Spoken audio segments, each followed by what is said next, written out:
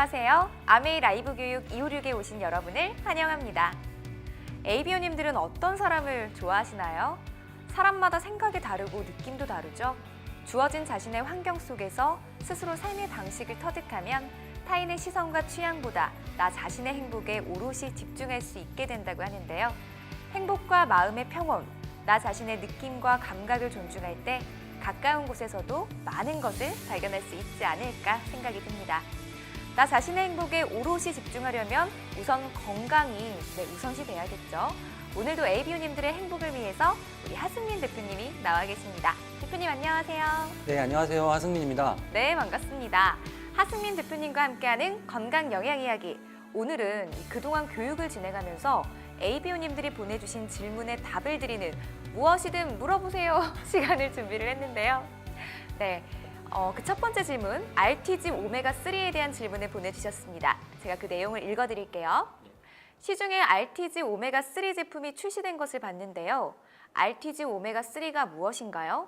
그리고 크릴 오일과 저분자 콜라겐에 대해서도 알려주세요 라고 보내주셨습니다. 네, RTG 오메가3에 대해서 말씀을 드리고 크릴 오일이나 저분자 콜라겐도 광고 많이 하죠. 네, 너무 궁금해요. 그러니까 저는 모르고 그냥 먹었거든요.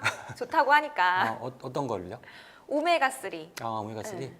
네, 그렇죠. 저분자 콜라겐도 먹어봤어요. 어떠세요? 저는 괜히 피부에 약간 윤이 도는 것 같고 네. 네, 그런 느낌이 좀 들긴 하더라고요. 네. 진실을 한번 파헤쳐 보도록 하겠습니다. 네, 네, 오메가3 지방산은 이제 다양한 종류가 있어요. 이제 어떤 종류가 있냐면 TG형이 있고, 네. 그다음에 E형, 그다음에 RTG형 이렇게 이제 있는데, RTG형이 이제 최근에 이제 개발된 그런 공법으로 이제 생산된 RTG 공법으로 생산된 그런 오메가3를 이제 보통 이제 RTG 오메가3라고 얘기를 하는데, 이제 예전에 최초의 이제 오메가3 지방산의 건강기능식품 형태는 이제 TG형이라 그래서 이제 지금 왼쪽에 보시면 네. 글리세롤에 이제 포화지방산 2개하고 불포화지방산 EPA, DHA가 불포화지방산이죠. 이제 하나가 붙어 있어서 이제 이런 형태였는데, 천연 형태로 흡수율은 높지만 이제 EPA나 DHA 비율이 낮은 그러한 형태가 이제 TG형인데 지금 거의 없고요. 그 다음에 이제 E형은 이제 불포화지방산이 에탄올과 결합되어 있는 형태인데 이제 함량이 굉장히 높고요. 네, 그래서 이제 시중에 나와 있는 그런 어떤 오메가3 지방산의 지금 현재 한 90% 이상은 전부 이제 E형의 제품들입니다. 그리고 RTG형은 이제 최근에 개발된 공법으로 만들어진 오메가3인데 이제 E형을 이제 TG형으로 바꾼 거예요. TG 형태로 3개가 붙어 있도록. 불포화 지방산이 3개가 붙어 있으니까 불포화 지방산의 함량은 높겠죠. 네. 그다음에 이제 흡수율도 높다라고 이제 알려져 있습니다.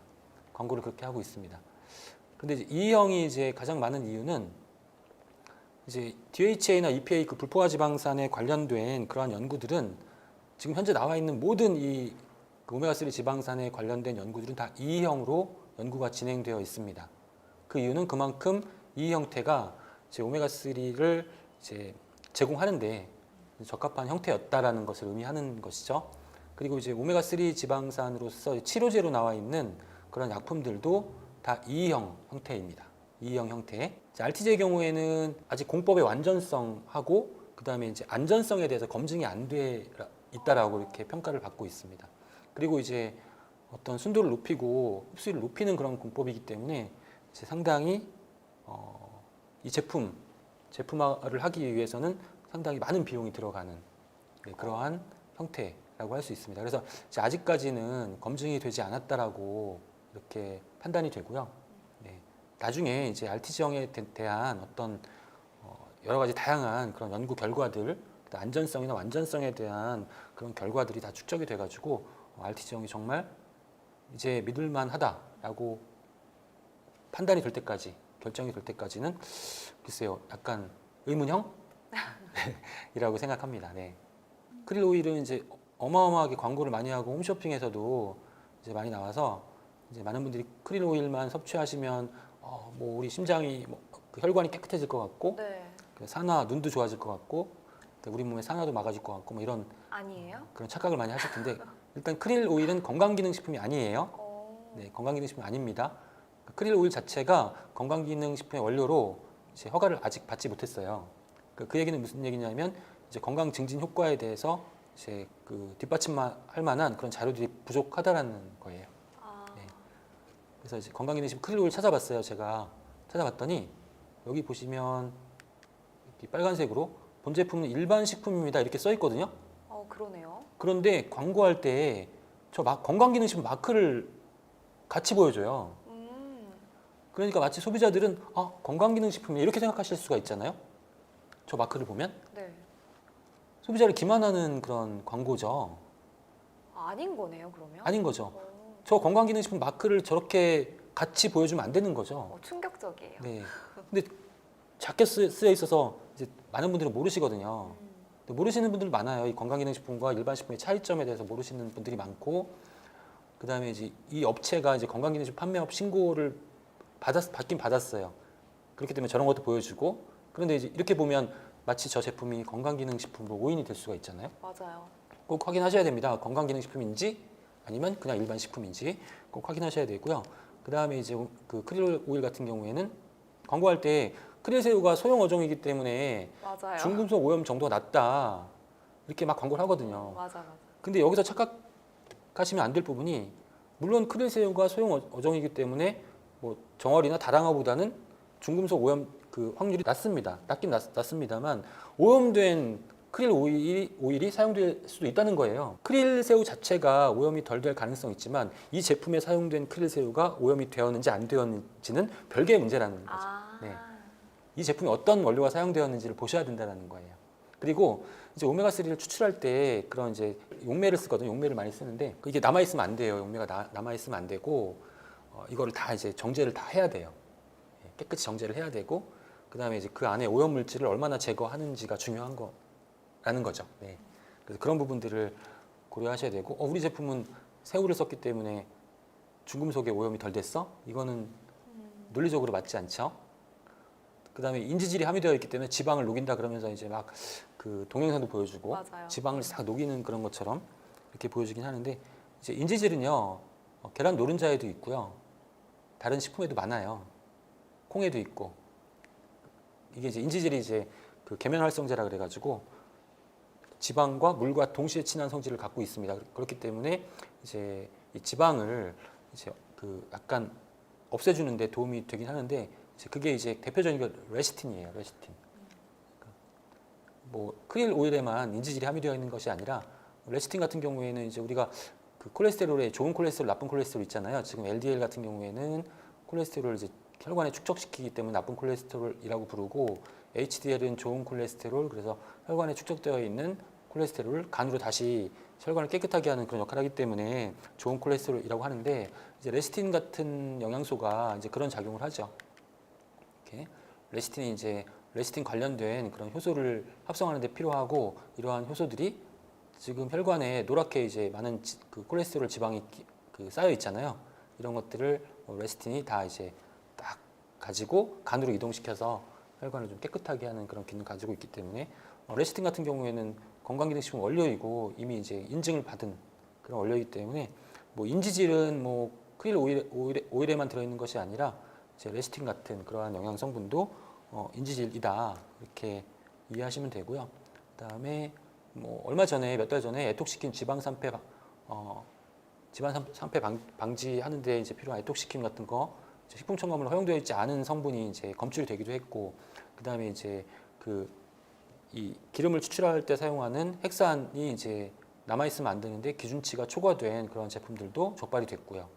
그다음에 초산에틸, 이소프로필 알코올 등과 같은 이러한 그런 물질들도 검출이 됐기 때문에 이제 건강에 나쁜 영향을 미칠 수 있다. 그래서 검증되지 않았다라고 이제 이해하시면 될 것 같아요. 물론 이제 그 중에 저런 성분이 검출되지 않은 그런 제품들도 있긴 하지만 이제 건강에 도움이 된다라는 그런 객관적이고 과학적인 근거가 부족한 일반 식품이다. 이렇게 이해하시면 될 것 같습니다. 너무 광고를 많이 하면 이제 소비자들은 믿을 수밖에 없죠. 맞아요. 네, 그래서 좀 이런 부분들 좀 아쉬운 부분이기도 합니다. 저분자 콜라겐이니까 이제 우리 흡수가 잘 된다 이렇게 얘기를 하잖아요. 네. 근데 콜라겐은 단백질이에요. 단백질인데 단백질은 흡수가 되려면 아미노산으로 다 이렇게 분해가 돼야 돼요. 이제 아미노산이 A가 아미노산이거든, 저기. A가 아미노산인데 이 A가 막 수천 개, 수만 개가 붙어서 단백질이 되는 건데 이 단백질은 아무리 저분자라고 할지라도 이 A가 다 아미노산이 다 끊어져야 돼요. 그래서 우리 소화기관에서 흡수할 수 있는 정도는 어느 정도냐면 아미노산이 하나, 혹은 아미노산이 두 개, 혹은 아미노산이 세 개, 트리펩티드 이 세 개까지만 흡수가 돼요. 그러니까 저 단위로 다 끊어져야 되거든요. 콜라겐이 그대로 흡수가 돼서 그대로 콜라겐으로 가는 게 아니거든요. 다 끊어져가지고 들어가서 아미노산이 이제 우리 체내에 콜라겐을 합성하는데 다시 이제 사용이 되는 거죠. 그러니까 콜라겐을 드신다고 해서 콜라겐이 많아지는 건 아니에요.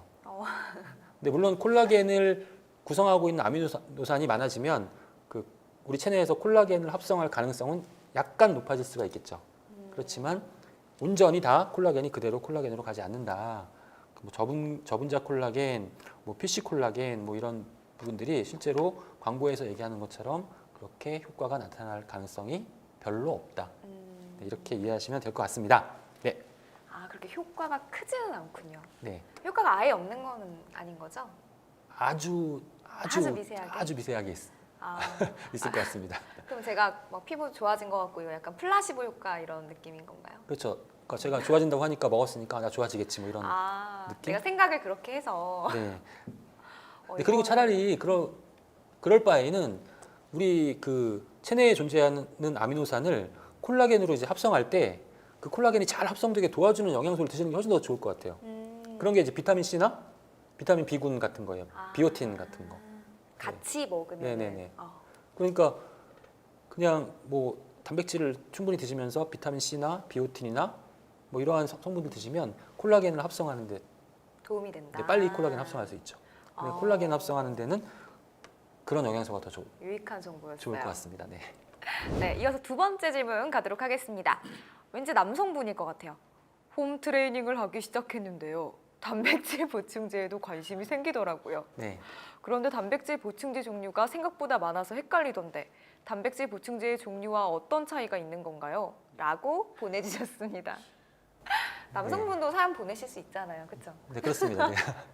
그 운동 뭐 이렇게 근육 키우시는 운동하시는 분들이나 다이어트 하시는 분들이 이제 단백질 보충제에 대해서 질문도 많이 하시고 관심이 많으세요. 정말 많이 드시거든요. 네. 그 헬스장 가보면은. 네, 맞습니다. 그 단백질은 앞서 말씀드린 바와 같이 아미노산으로 구성되어 있잖아요. 네. 그 아미노산으로 되어 있는 그 제제를 섭취하시면 단백질이 아미노산으로 분해될 필요가 없으니까 흡수는 빨리 되겠죠. 그러면서 이제 근육에 많이 들어있는 아미노산을 섭취하면 근육의 형성에는 도움이 될 수도 있을 겁니다. 그렇지만 단백질 보충제는 그 종합 단백질은 그러니까 여러 가지 아미노산이 다 같이 들어있는 그러한 그런 제제 형태로 파우더 제제 형태로 많이 나와 있죠. 근데 지금 나와 있는 그런 단백질, 종합 단백질의 경우에는 이제 대부분 다 분리 유청 단백과 분리 대두 단백 이렇게 있습니다.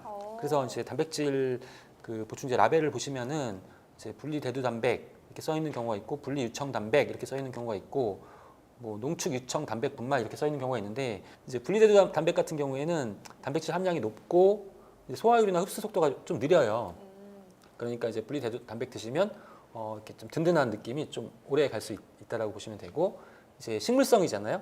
그러니까 이제 항산화 효과도 있고 좋다. 또 이소플라본이라고 하는 식물성 여성 호르몬이라고 불리워지는 이소플라본이 함유가 되어 있습니다. 네, 분리 대두 단백 같은 경우에는 성장기에 좋다라고 하고요. 그러니까 우리 어린이 청소년들 성장할 때 단백질이 많이 필요하잖아요. 맞아요. 그럴 때 이제 더 도움이 될 수 있다라고 하고 이제 부상이나 수술 후에 이제 회복기에 단백질이 많이 필요할 때 그다음에 이제 성장 호르몬을 분비시키는 그러한 역할을 합니다. 성장 호르몬은 지방분해 근력 증가, 골밀도 증가, 심장, 신장 폐기능 강화, 기억력 개선, 뭐 활력 증가 등과 같은 그런 효과를 기대할 수 있는 그런 호르몬. 성장 호르몬은 우리 성장할 때만 분비되는 것이 아니라 성인이 되어서도 성장 호르몬이 분비되면서 앞서 말씀드린 그런 여러 가지 이제 그런 기능성을 제공해 줄 수 있다라는 거죠. 그래서 이제 분리 대두 단백 같은 경우에는 이제 전반적인 현대인들의 전반적인 그런 건강에 도움이 되는 그러한 어떤 단백질이다. 그리고 또 어떤 분은 제가 잘 아는 어떤 교수님 계신데 그분은 이렇게 말씀하시더라고요. 그러니까 분리 대두 단백은 이렇게 근육 세포를 막 증가시키는 역할이 더 강하다. 그러면 이제 다음에 말씀드릴 분리 유청 단백 같은 경우에는 근육세포를 크게 하는 그런 기능이 강하다. 아, 약간의 차이가 있네요. 네, 근육세포가 많아진다는 것은 성장을 한다는 거고 근육세포가 커진다는 것은 근육이 커진다, 벌크업이 된다 이렇게 이해하시면 되는 거죠. 그래서 다시 한번 말씀드리면 분리 대두단백은 그냥 전반적인 그런 어떤 건강에 도움이 되는 그런 단백질이라고 이해하시면 되고 유청단백, 분리 유청단백 같은 경우에는 뭐 단백질 함량 높고 체내 흡수율이 빠르고요. 그 다음에 이제 류신이나 발린, 뭐 이소류신 같은 그런 아미노산들을 우리가 BCAA 분지사슬 아미노산이라고 하는데 이러한 BCAA 같은 경우에는 근육 형성에 좀 도움이 된다고 합니다. 그리고 이제 그렐린, 식욕 억제하는 호르몬을 분비시키기도 하고요. 그래서 이제 보통 분리 유청단백 같은 경우에는 네, 이제 근육을 키우시기 위해서 이제 뭐 근력 운동을 하시는 분들에게 저 같으면 그렇게 추천할 것 같아요. 그러니까 전반적인 단백질이 꼭 필요한 현대인들에게 추천한다면 분리 대두단백, 그다음에 뭐 근육을 키우기 위해서 단백질이 필요하시다 그런다면 분리 유청단백 이렇게 좀 추천을 드리고 싶네요. 네. 아, 단백질도 이렇게 나누어지는지를 몰랐어요. 이걸 잘 또 알고 이용하면 좋겠네요. 네, 그렇습니다. 네, 하승민 대표님과 함께하는 건강 영양 이야기. 오늘은 보내주신 질문에 답을 드리는 시간이었는데요. 저희가 준비한 내용은 여기까지입니다. 하 대표님과 함께하는 다음 방송에서도 ABO님들의 건강 관리에 꼭 필요한 정보들로 다시 찾아오도록 하겠습니다. 시청해주신 ABO님들 감사합니다. 감사합니다.